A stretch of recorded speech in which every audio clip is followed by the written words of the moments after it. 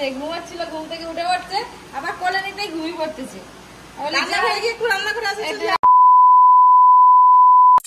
Hello guys, good afternoon. এখন বাজে দুপুর 2:45।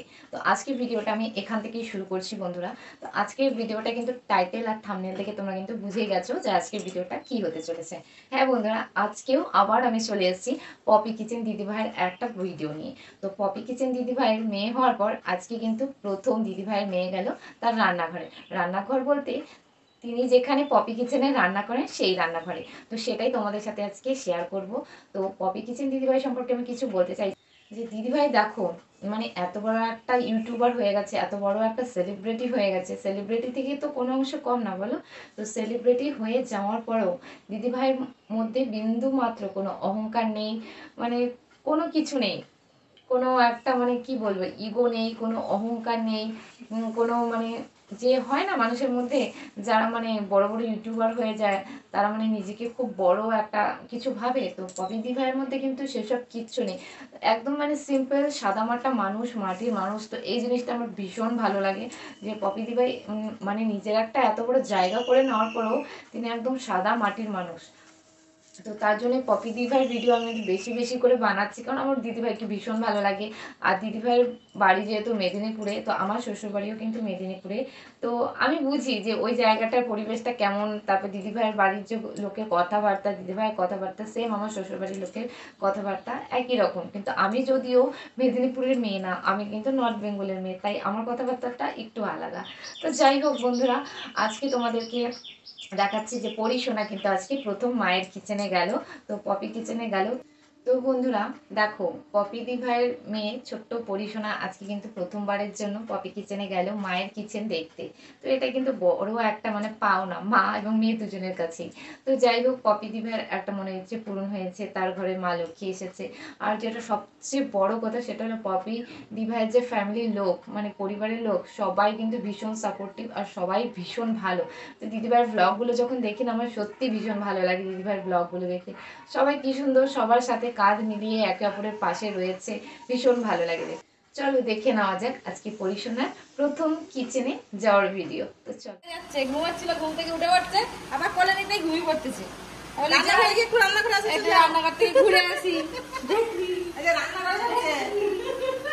পরীকে নিয়ে তো রান্নাঘরে চলে এলাম। এখন মা 3 রকম রান্না করছে আজকে, পরীর খাওয়ার কিছু হচ্ছে নি। আর এই যা এসছে তখন থেকে এই যে গালে হাত দিয়ে, ও বাবা, বলতে না বলতে এক্ষুনি কান্না করছিল। দেখো এখন ঘুমিয়ে কাঁদবে, থাকবে, হাসবে, কত কি করবে। গরমের সময় এই জিনিসটা খাওয়া খুবই ভালো। সবাই জানে গরমেতে শসা খাওয়া খুব ভালো। আর এই যে ডিটক্স ওয়াটারটা তৈরি করতেছি, এটা শরীরের পক্ষে খুব ভালো। এরকম পাতলা পাতলা করে শসাগুলো স্লাইস করতে হবে। এমন শসাগুলোকে খুব পাতলা পাতলা করে স্লাইস করে রেখেছি। লেবুগুলোকেও এইরকম করে কাটতে হবে, এরকম পাতলা পাতলা। ওই পপি কিচেন দেখতে গেছিল আজকে, দেখে টেকে ঘর চলে এলো।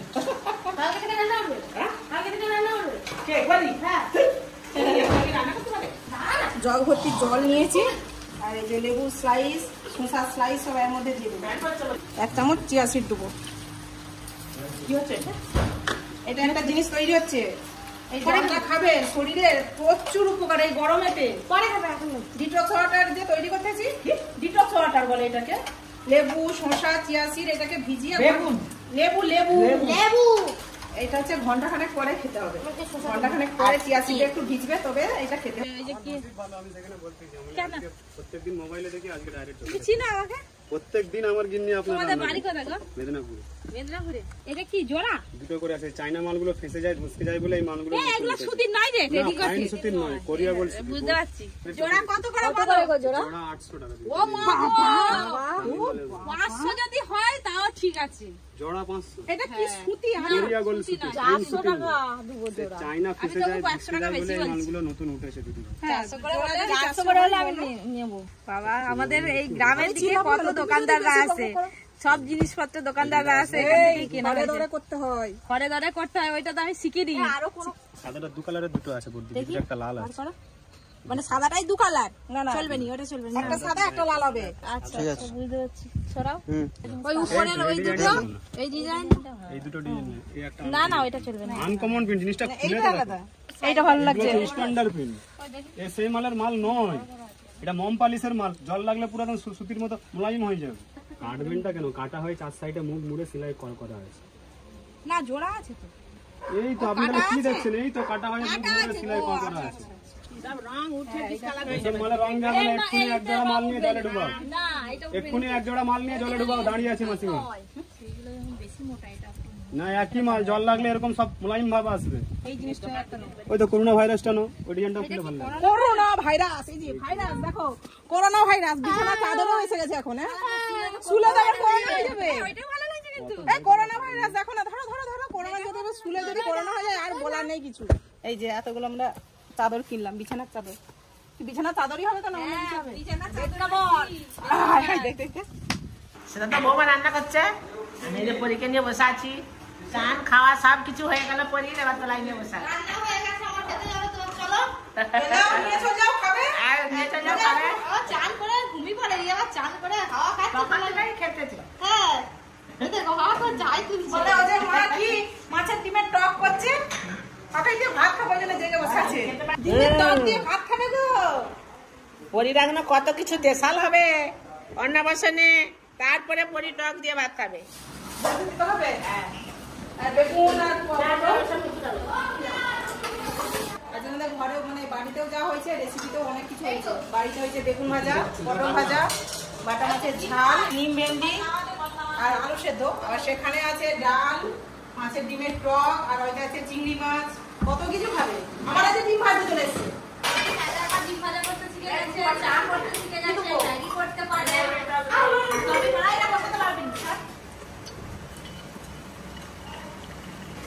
দেখেছেন ডিম ভাজা করছে পেঁয়াজ ছাড়া লঙ্কা ছাড়া দাদা উল্টো লঙ্কা ছাড়া ডিম ভাজা খেতে ভালো।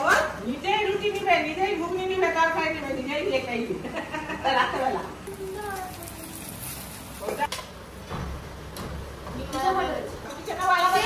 বাড়িতেও আলাদা তরকারি, অনেক লোকজন নিয়ে যাবে, সব আছে তো ওই জন্য সব অনেক রকমের তরকারি।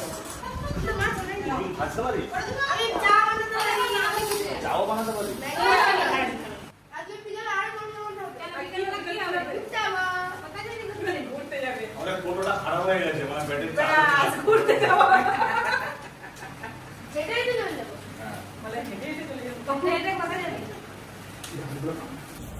বাটা মাছ, সরষে বাটা হচ্ছে, সরষে বাটা দারুণ সব মাছটা। চিংড়ি মাছ কি ভাতে নাকি মারা গেল?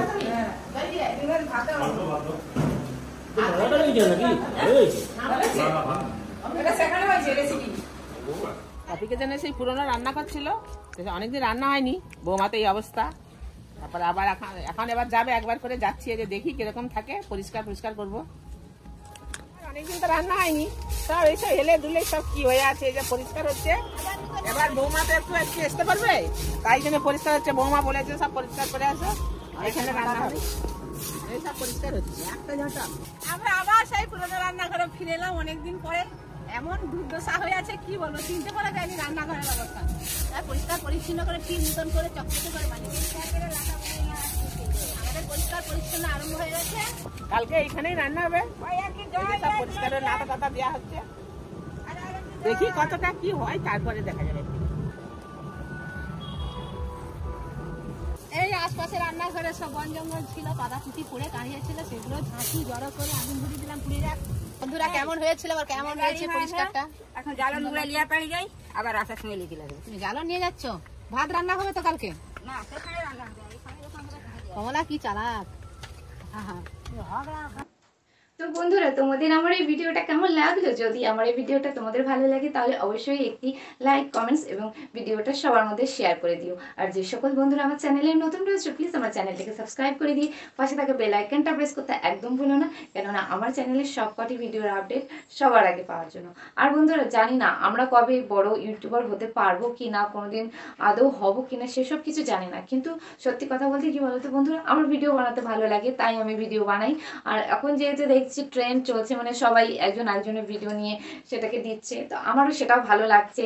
তারপর মানে আমার যেমন লাইফস্টাইল সেটা থেকে ডিফারেন্ট একজনের লাইফস্টাইল সম্পর্কে ভিডিও দিতে আমারও ভীষণ ভালো লাগছে, যার জন্য আমি কিন্তু দিচ্ছি।